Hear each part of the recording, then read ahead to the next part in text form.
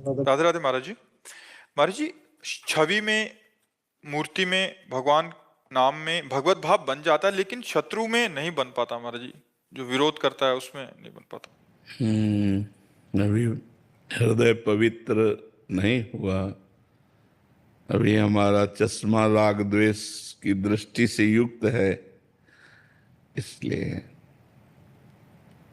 छवि में केवल भावना बनती है, भगवान का दर्शन थोड़ी होता है।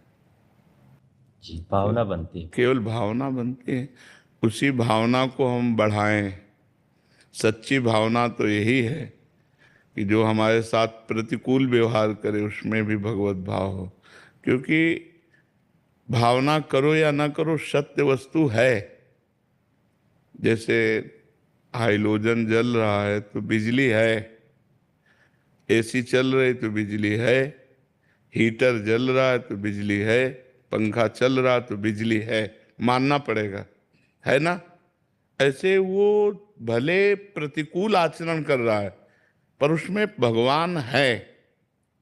अगर भगवान अंतर ध्यान हो जाए तो हलचल नहीं होगी, कोई चेष्टा नहीं होगी और उसको हम मृत घोषित कर देंगे। तो भगवान ही तो, पावर तो भगवान ही है ना।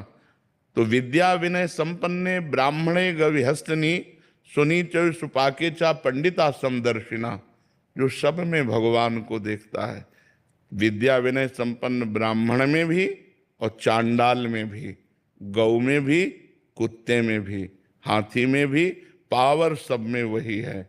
हाँ, एक पावर है शीतलता प्रदान कर रहा है, एक पावर वही हीटर में जाकर गर्मी प्रदान कर रहा है, शीतलता अनुकूल, गर्मी प्रतिकूल। लेकिन बिजली एक ही है। जब ये वास्तविक बोध हो जाएगा तो हमारा राग द्वेष खत्म हो जाएगा। अभी बोध हुआ नहीं, ये बिना भजन के नहीं होगा।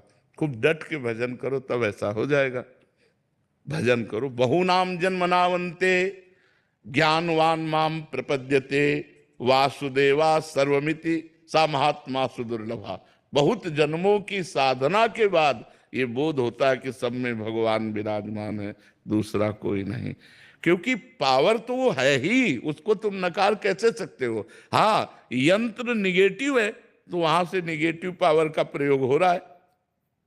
वो दुष्ट है तो दुष्टता का व्यवहार कर रहा है, लेकिन दुष्टता का व्यवहार करने का जो पावर है वो भगवान है। उसमें पावर भगवान ही तो है। ये क्रूरा अपिपापिनो न च सताम संभाष्य दृश्यास्ते, जो क्रूर है, पापी है, दुष्ट है, देखने योग्य भी नहीं, संभाषण योग्य भी नहीं, सर्वान वस्तुतया निरीक्ष परम स्वाराध्य बुद्धिर्मम, ऐसा आदेश है। सब में भगवान है, ऐसा दर्शन करो, ये आदेश है। तो अभी हमारा भजन परिपक्व नहीं हुआ, इसलिए हमको अनुकूलता में तो भगवत भावना बन जाती, लेकिन प्रतिकूलता में भगवत भावना नहीं बनती। सच्ची बात यह है, जब प्रतिकूलता में भगवत भावना बनने लगे तो भगवान की विशेष कृपा, ज्ञान परिपक्व हुआ, शुद्ध बुद्धि हुई। महाराज जी, विरोधी में हमने तो भगवत भाव कर लिया, बट उसमें व्यवहार कैसे करना है फिर महाराज जी? उसमें मतलब फिर हम उसके अनुकूल आप करके देखो तो आपको तुरंत ज्ञान हो जाएगा कि आपको व्यवहार कैसा करना है। यहाँ सिखाना थोड़ी पड़ेगा, वो स्थिति आपको बताएगी। यहाँ तो हमें भगवत भाव करना है।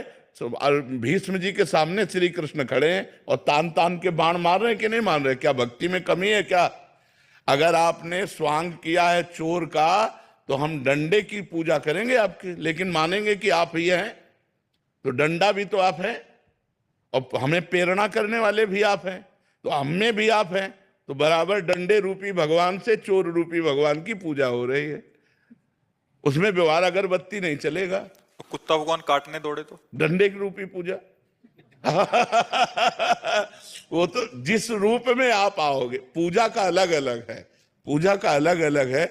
अब जैसे भगवान सात्विक रूप में आते हैं तो हम नमस्कार और विनय रूपी पूजा करते हैं, और भगवान राक्षसी रूप में आते हैं तो फिर हम दंड विधान रूपी पूजा करते हैं।